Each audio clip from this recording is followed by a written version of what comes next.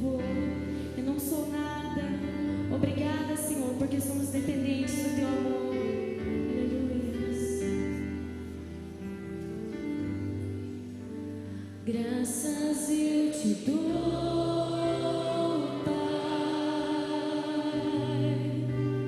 pelo preço que pagou, sacrifício de amor que me comprou, ungido do Senhor, pelo escravo.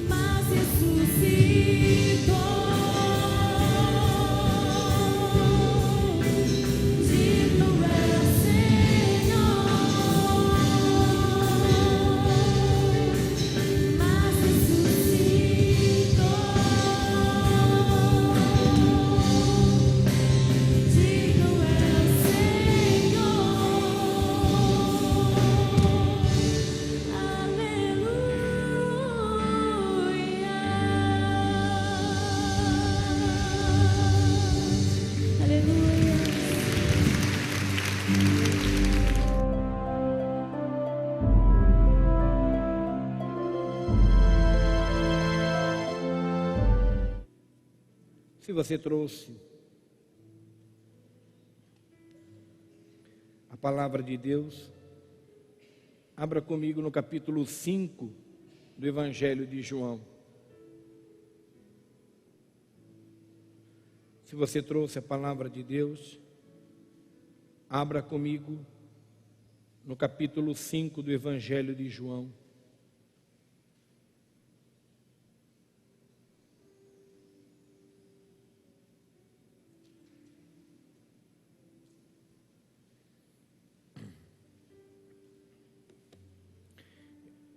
Eu vou ler do capítulo 1 ao versos 18.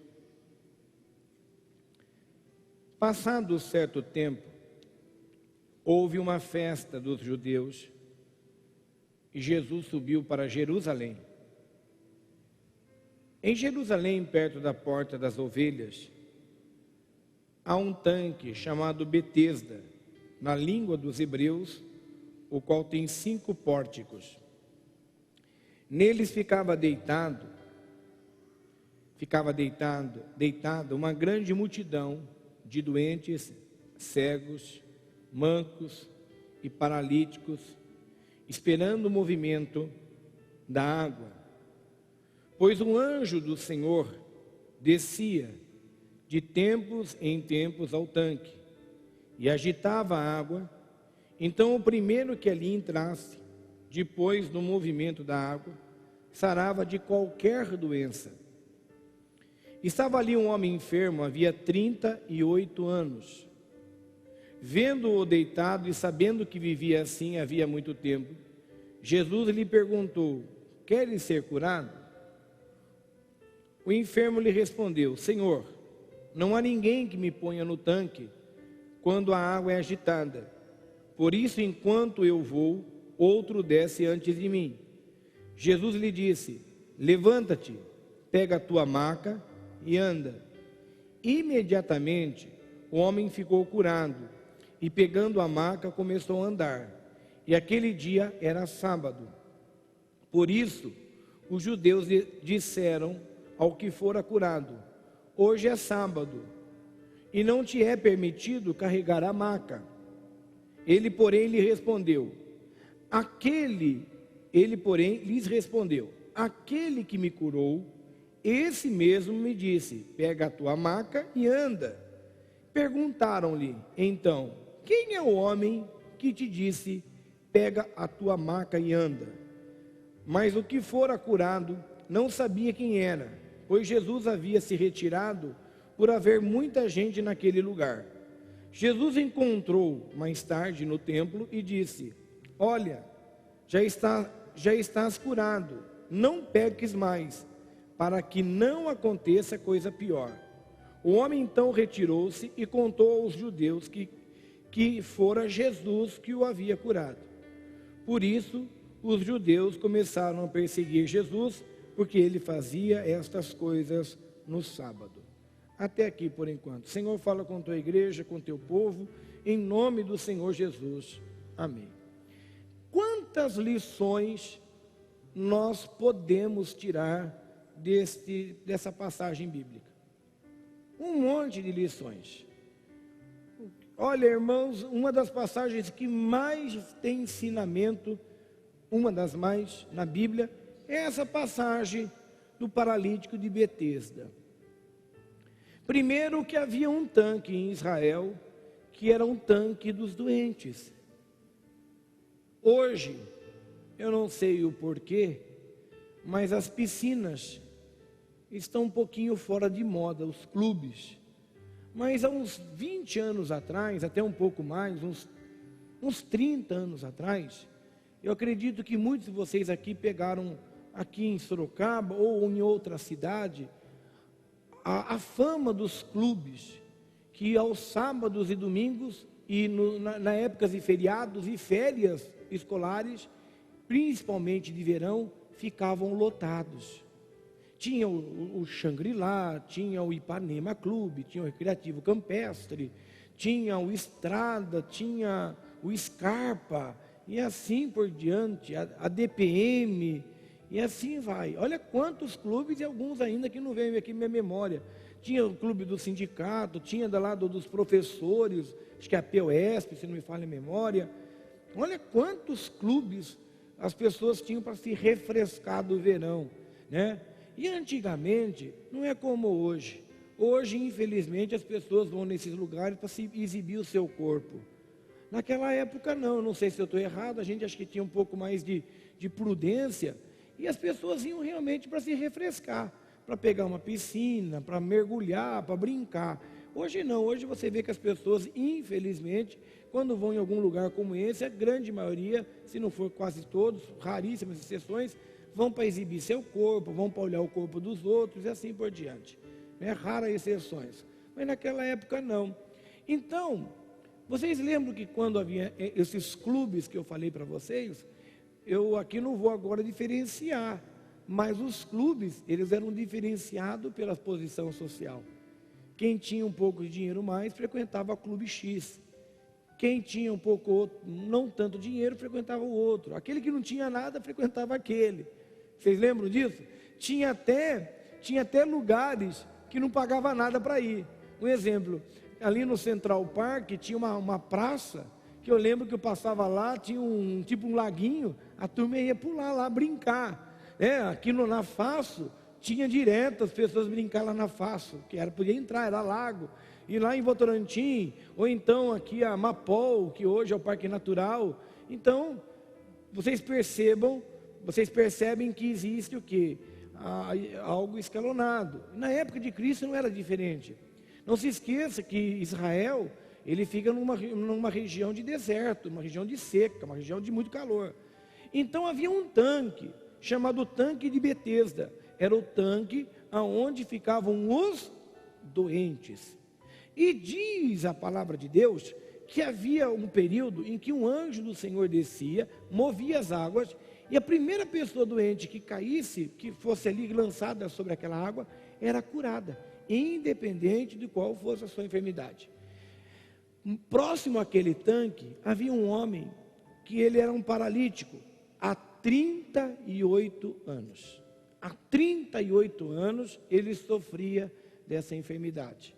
E há 38 anos ele desejava ser curado, e principalmente ali no tanque de Betesda, e não conseguia. Por que ele não conseguia? Porque ninguém o colocava no tanque. Ele mesmo reclama disso.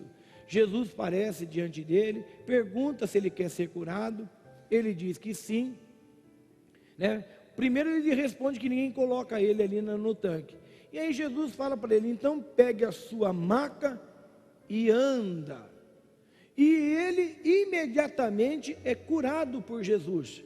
E ele pega a sua maca e sai andando.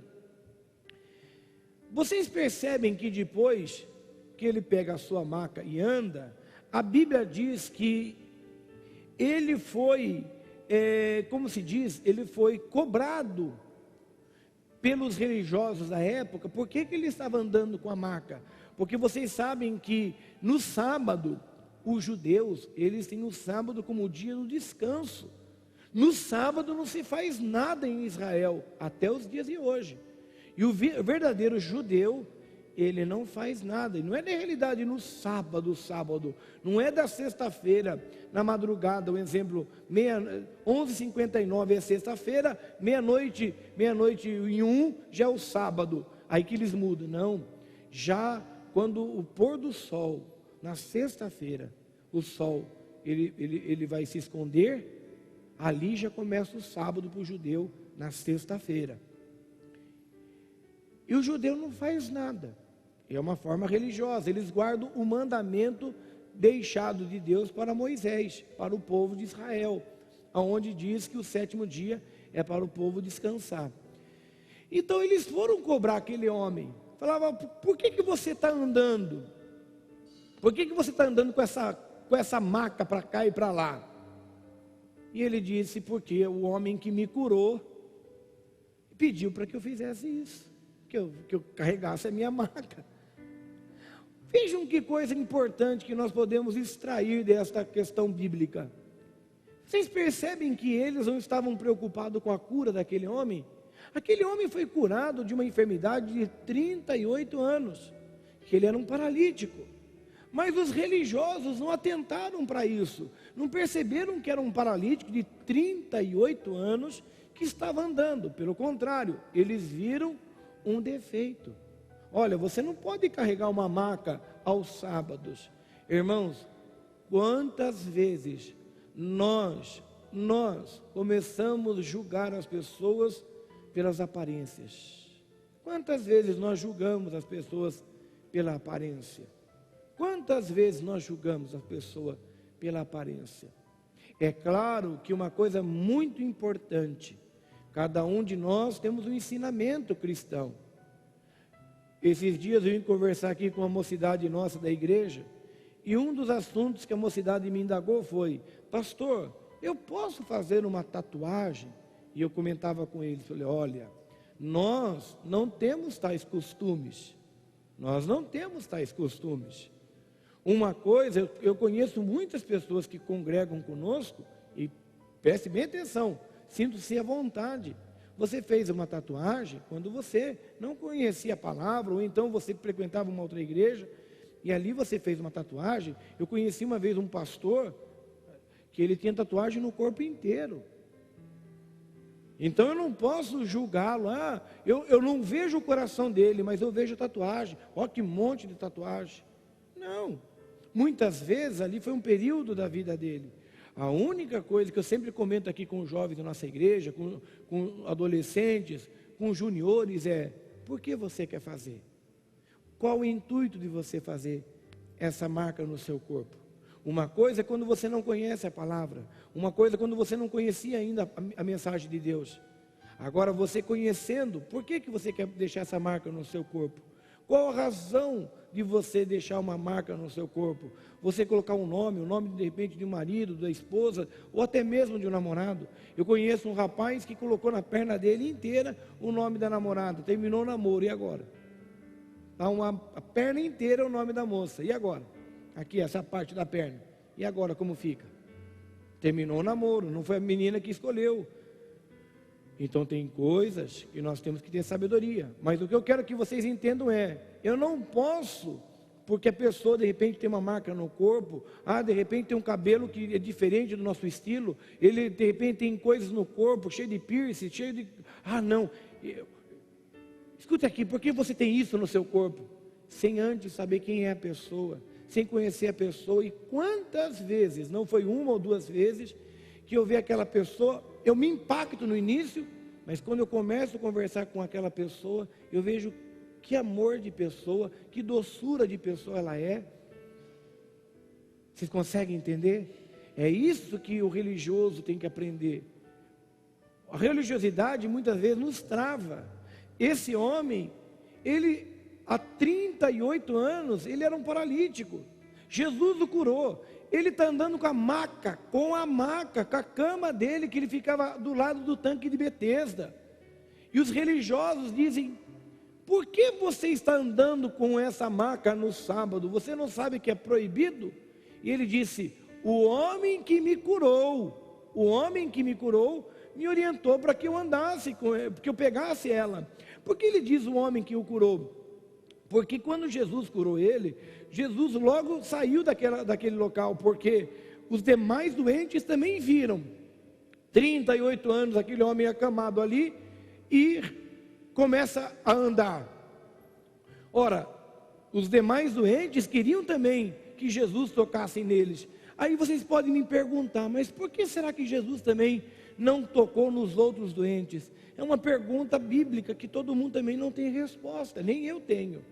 Não sei por que Jesus não curou os outros doentes, sendo que era algo normal de Jesus curar os enfermos. Não sei, é uma pergunta que um dia, se lá no céu Jesus quiser responder a nós, Ele poderá nos responder. Por que será que Ele não curou os demais doentes do tanque de Betesda? Porque tem muitas pessoas também, não aqui dizendo que seja essa a resposta, mas irmãos, eu conheço muitas pessoas doentes que não querem ser curadas. Fez da sua doença sua profissão. Tem muitas pessoas que fez da sua doença a sua profissão. Não é uma ou duas pessoas.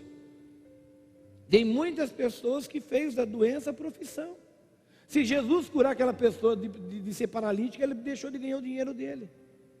Se Jesus der a vista para ele, deixou de ganhar o dinheiro.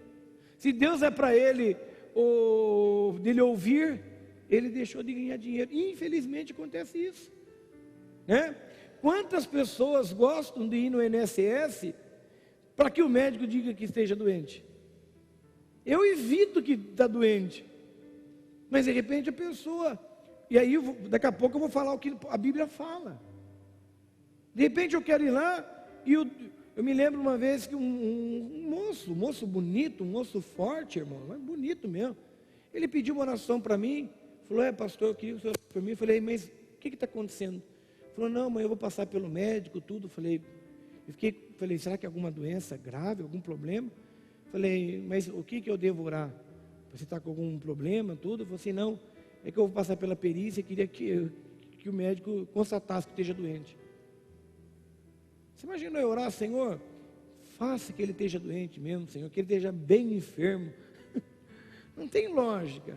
Vocês entenderam? Então aqui eu não posso afirmar que seja isso, mas eu acredito que muitos doentes do tanque de Betesda não queriam cura. Muitos doentes não querem cura. Quem aqui não se lembra daquele também coxo que estava aos pés ali do templo e que o apóstolo Pedro disse para ele, junto com o apóstolo João: não tenho ouro e não tenho prata, mas o que eu tenho eu te dou. Em nome de Jesus Cristo, levanta-te e anda. Aquele homem ficava pedindo dinheiro, mas no momento que ele foi curado, e agora? Tem que trabalhar. A hora que ele foi curado, lá no céu um dia nós vamos procurar ele. Ele falou: quem é aquele coxo que estava lá aos pés da escadaria, que foi curado pela boca do apóstolo Pedro e do apóstolo João? E aí, foi benção para você? Tem gente que não é benção. Eu estou aqui, faço meu pezinho de meia, ganho um X por mês, tenho minha aposentadoria do governo. Poxa, será que eu quero ser curado? Acontece isso, irmãos. Eu não estou aqui afirmando, mas infelizmente, e também estou dizendo que não é só totalidade não, pelo contrário, é uma minoria, creio eu, mas tem muitos que não querem ser curados. Tem muitas pessoas que não querem ser curadas. Tem muitas pessoas que vai falar assim: não, eu tenho saúde, eu tenho bons olhos, eu tenho bons ouvidos. Eu estou lutando agora com os meus olhos, né? Eu me lembro que há tempo atrás eu fui visitar um médico, oftalmologista, e ele ali me observando, ele falou assim para mim: parabéns, seja bem-vindo ao clube. Falei: nossa, que clube é esse que eu estou ouvindo? Eu nem sei o que esse médico está falando. Falei: como assim, doutor? Ele falou assim: quantos anos você tem? Na época eu estava com 41, se não me falha a memória.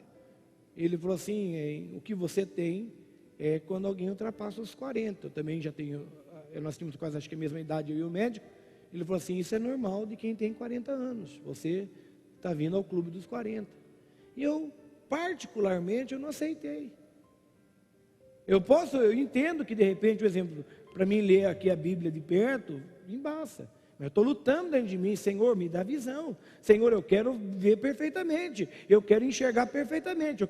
A minha Bíblia aqui, a letra é bem pequenininho, não é letra grande não. Então tem hora que eu brigo, eu quero ler. Não, isso mesmo, cheguei aos 40, meu Deus, será que uma cirurgia resolve? Então, ou eu aceito a enfermidade, ou eu nego ela, falo: não quero. É claro que é normal por parte do nosso corpo físico, a gente vai chegando um período, a gente vai se enfraquecendo. É o coração, é a região do cérebro, e assim vai. Mas eu posso, dentro de mim, pela minha fé, um direito que Deus me dá, de dizer: não, eu quero estar lúcido, eu quero estar bem, eu quero meus ouvidos bem, eu quero ouvir bem, eu quero ter um bom paladar, eu quero ter minhas pernas saudáveis, eu quero ter minhas mãos saudáveis, eu quero ter meu corpo saudável. Então Jesus curou aquele homem. E a Bíblia diz que Jesus saiu rapidamente, depois que pediu para ele pegar sua maca e andar embora, que ele não viu quem era Jesus. Ele não viu, ele sabia quem era Jesus, melhor dizendo, ele sabia a pessoa que curou ele, mas não sabia o nome. Não sabia o nome. Então, quando ele foi indagado pelos religiosos: quem foi que te curou? Ele disse, eu não sei. Eu sei que foi um homem assim, assim, mas eu não sei o nome dele. Mas vocês vejam que coisa forte. Os religiosos não estavam felizes que ele foi curado. Os religiosos estavam tristes, ou então indignados, porque foi quebrado alguns regulamentos. Meu irmão, tem muitas coisas que Deus permite que a gente reflita. Cuidado com muita religiosidade. Deixo aqui com todo respeito que eu tenho pelos nossos queridos irmãos adventistas. Tenho muito respeito mesmo pela igreja adventista. Muito, não é pouca não. Mas hoje eu vejo que tem uma ala dos adventistas bem abertas. Um exemplo, se você perguntar para mim, pastor Flávio, o senhor guarda o sábado? Eu, pastor Flávio, guardo o sábado. Vocês acreditam nisso? Guardo. Se eu puder evitar de fazer um monte de coisa no sábado, eu evito. Mas eu não sou radical. Agora, da mesma maneira que eu tenho um carinho especial pelo sábado, devido a estar no livro de Êxodo, como as leis dos mandamentos de Deus, eu também tenho esse grande amor pelo domingo, eu tenho pela segunda, eu tenho pela terça, tenho pela quarta, e assim por diante. Aqui você vê bem Jesus falando sobre isso. Os religiosos da época não se preocuparam nossa, você não é aquele rapaz que estava no tanque de Betesda há 38 anos paralítico? Sou eu mesmo. Rapaz, você está com a sua maca, você está andando, que milagre é esse? Quem fez esse milagre para você? Você está vendo como é uma diferença? Agora eles não viram isso, eles não viram que ele tinha sido curado, eles pelo contrário, eles disseram assim, rapaz, você não pode andar no sábado assim. Você não sabe que você está transgredindo uma lei?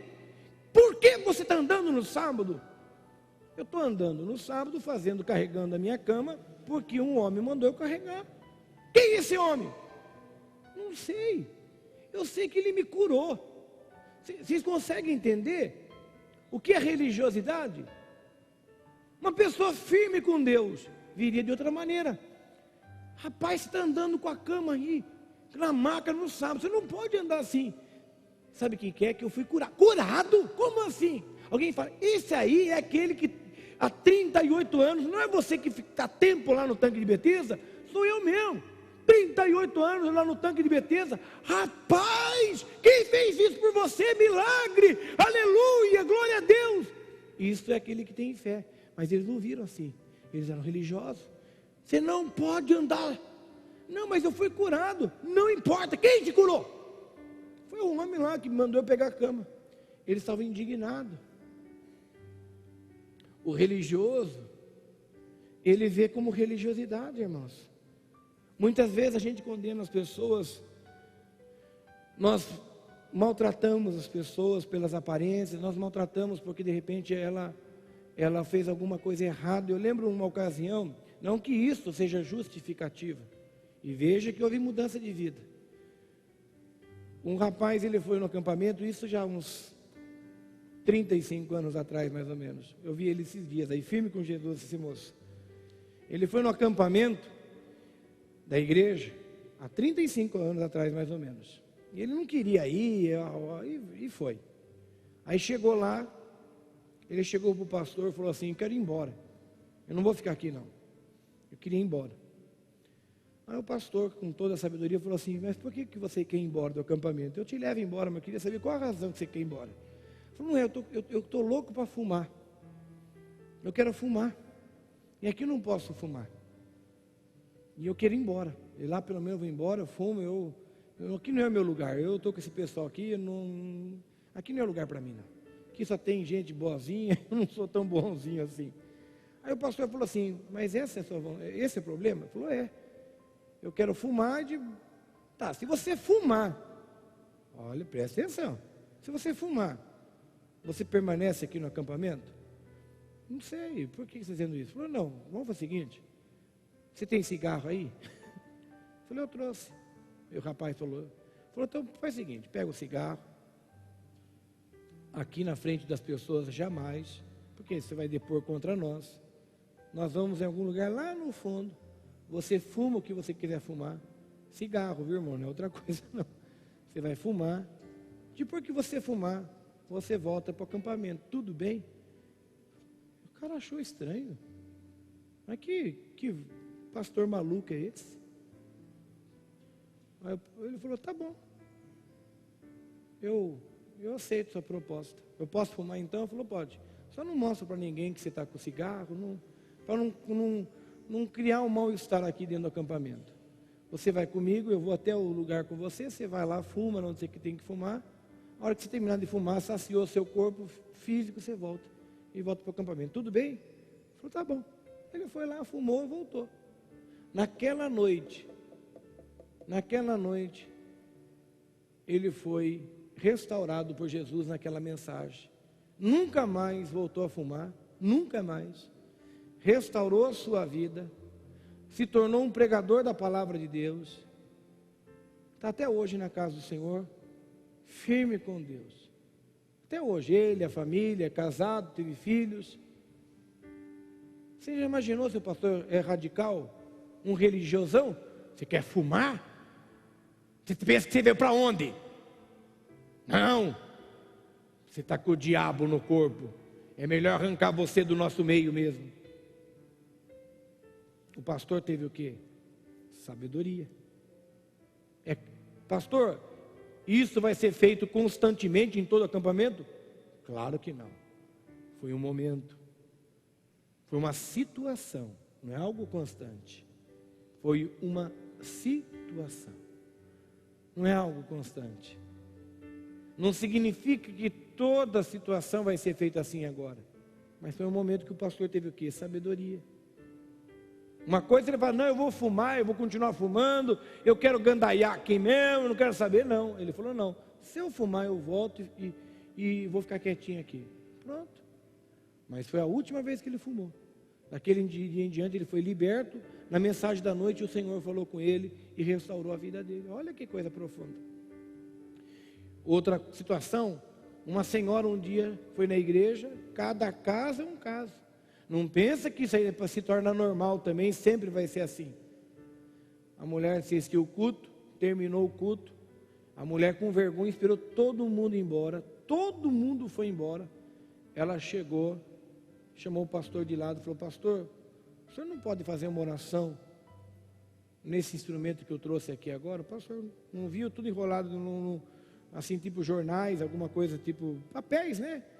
O pastor falou, tudo bem, o que a senhora quer que eu ore? O pastor pensou que era uma garrafa de água. Quando a irmã abriu, era uma garrafa de pinga. O pastor falou, o que é isso?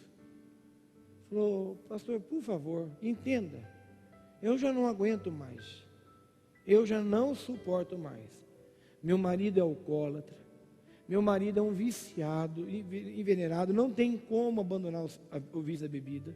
Eu e a família já não estamos aguentando mais, pastor. Então eu falei para Deus que eu não suporto mais. E eu toquei, Deus tocou. Eu creio que foi Deus que tocou em mim, ou eu que pedi para Deus.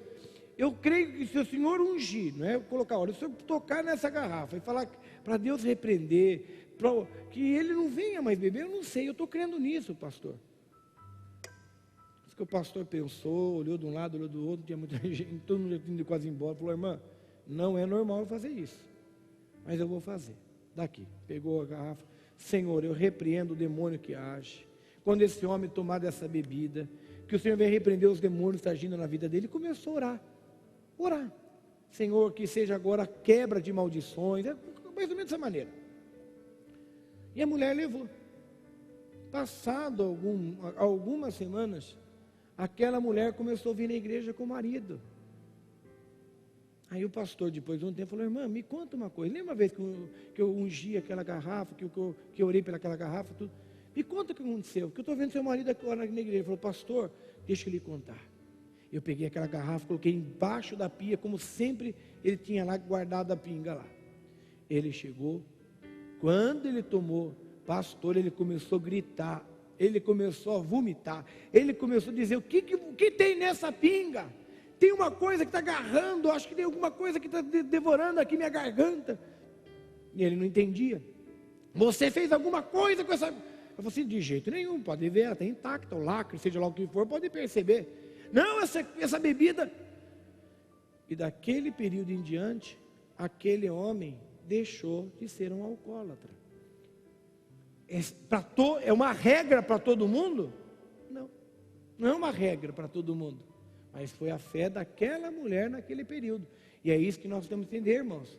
Cuidado com os religiosos. Não, isso não pode acontecer. Não é assim que funciona. Foi o que aconteceu. Aquele homem, Jesus o curou. E quando indagaram para ele, como você está andando com essa maca? No sábado, ele falou assim, eu não sei, eu estou andando com essa maca porque o homem que me curou falou que era para mim pegar ela e andar. Quem é que te curou? Não sei, eu sei quem é a pessoa. Se eu ver ele, eu vou saber quem é. Mas eu não sei o nome dele. Aí, outra lição que nós tiramos aqui, e já vou encerrar.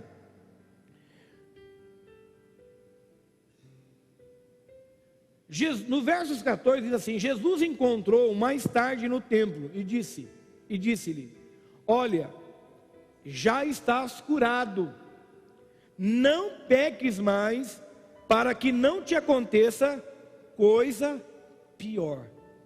Essa palavra aqui é impactante. Olha o que Jesus disse, você já está curado,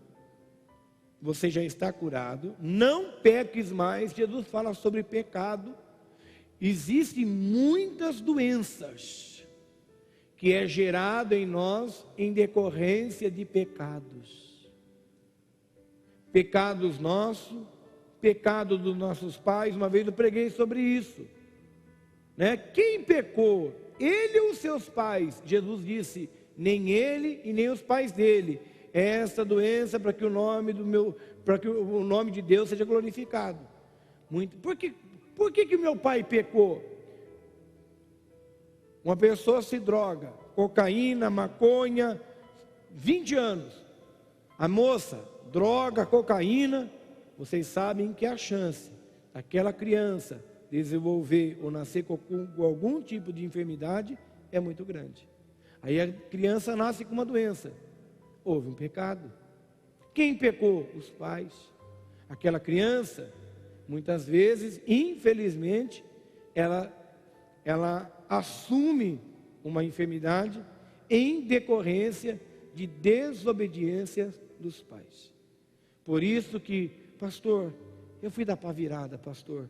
Eu bebi, eu fumei, me prostituí. Peça perdão a Deus. É isso que Jesus fala, não peques mais. Seus pecados, olha o que Jesus diz assim para ele.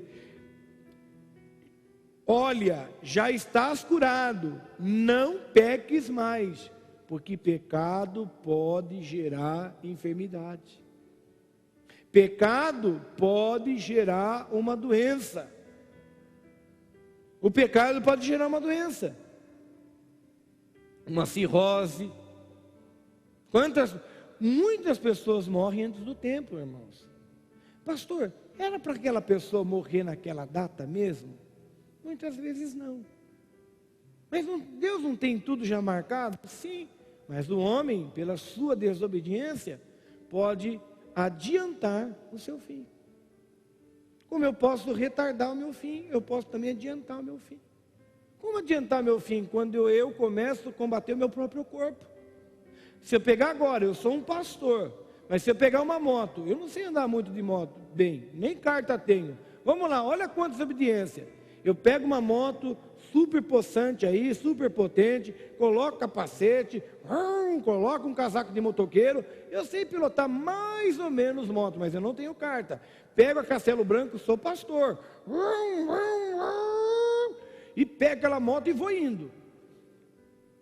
Já estou sem carta, já estou na desobediência, daqui a pouco 140, 150, 170, pá! Era para mim morrer naquele dia? Creio que não. Mas eu causei a minha morte. Deus permitiu. Inúmeros fatos que eu desobedeci. Não tinha carta, acima da velocidade, autoconfiança, não fui imprudente, eu tirei minha vida. E isso quando eu também não tiro a vida dos outros. Aí uma pergunta que você pode fazer para mim, mas pastor, são pessoas inocentes, que culpa eles tiveram? Falou bem. São coisas que são somente lá no céu que Deus vai poder nos revelar. Por que aquelas pessoas que não tinham nada a ver com o assunto também morreram? Né? Veja aí, a semana passada, aquela moça embriagada, atropela aqueles moços que estavam pintando a ciclovia, matou os 2 pais de família. E ainda ela me sai pela porta da frente da delegacia. Esse país não tem, são coisas que é difícil de entender, né? Sai pela porta da frente da delegacia. E ela não morreu. Quem estava desrespeitando as leis? Ela. E aqueles 2 moços que não estavam, pastor? Como que fica? Boa pergunta. Por isso que essa moça, se ela não se arrepender, o inferno espera por ela. Por quê? Porque pesa sobre ela sangue de inocentes. Ela trouxe mais culpa sobre a vida dela. Por isso que Jesus disse assim para ele. Jesus disse: já estás curado, não peques mais, para que não aconteça coisa pior. Deus te dá um livramento, Deus te dá uma guarda, Deus te livra de uma situação, mas se você voltar no erro, no pecado, coisas piores podem acontecer para você. Coisas piores podem acontecer na sua vida. É o que a Bíblia está dizendo. Jesus disse: olha, cuidado para que não aconteça coisa pior. A gente tem que resguardar, não é? Foi o que eu falei agora. Eu com todo o amor falo, eu acho uma imprudência. Alguém toma uma bebida, toma lá de repente um uísque a mais, cerveja a mais, mistura bebidas e pega um carro. Isso é um crime. Se eu pudesse mexer na legislação brasileira de trânsito e penal, eu acredito que é um crime hediondo, sem fiança e com uma prisão aí das mais profundas possíveis. Porque a pessoa, ela, sim, que nem essa moça, ela tinha a vontade de matar alguém, sim. Mas pastor, ela só bebeu. Não, ela sai. Quando ela bebe, pega um carro, ela tem intenção de matar o outro, não há mínima dúvida. No meu conceito, essa moça tinha que padecer na cadeia, sem dúvida, pelo menos uns 20 anos lá dentro. Pode ser que ela nunca praticou nada, foi a primeira coisa que ela fez, foi matar 2 pessoas. Nunca fez nada na vida, boazinha, bebeu e matou 2. E essa culpa ela vai carregar por muito tempo, se não for pro resto da vida. A única pessoa que pode amenizar esse problema na vida dessa moça é Jesus. Por isso que as pessoas, quando fazem muitas coisas erradas na vida, elas se convertem. Porque a única sensação de conforto, de paz, de poder dizer assim: puxa, me perdoe, é de Jesus. Estão entendendo? E é isso que a Bíblia está dizendo. Ei, para. Tem muitas coisas erradas que a gente está fazendo. Deus fala assim: ei, para que não aconteça coisa pior para você. Não é forte isso? Deus está dizendo: para, antes que aconteça coisa pior. Melhor você parar com isso. Porque se você não parar, coisas piores podem acontecer na sua vida, na sua casa, na sua família. Em nome de Jesus, que nós possamos entender essa mensagem de Deus. Pare antes que coisas piores aconteçam na tua vida. Se coloque em pé, por favor. Pai, em nome do Senhor Jesus, eu peço neste momento que o Senhor nos dê sabedoria. Nos dê a tua sabedoria para que, quando as coisas ocorrerem dentro da nossa vida, possamos ter graça, discernimento.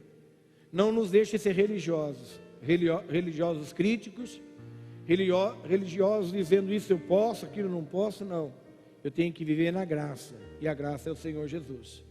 E ensina-nos, ó Deus, viver corretamente nos teus caminhos, e que possamos aprender a cada dia da tua vontade. Em nome de Jesus. Amém. Quem crê, dê uma linda salva de palmas para Jesus.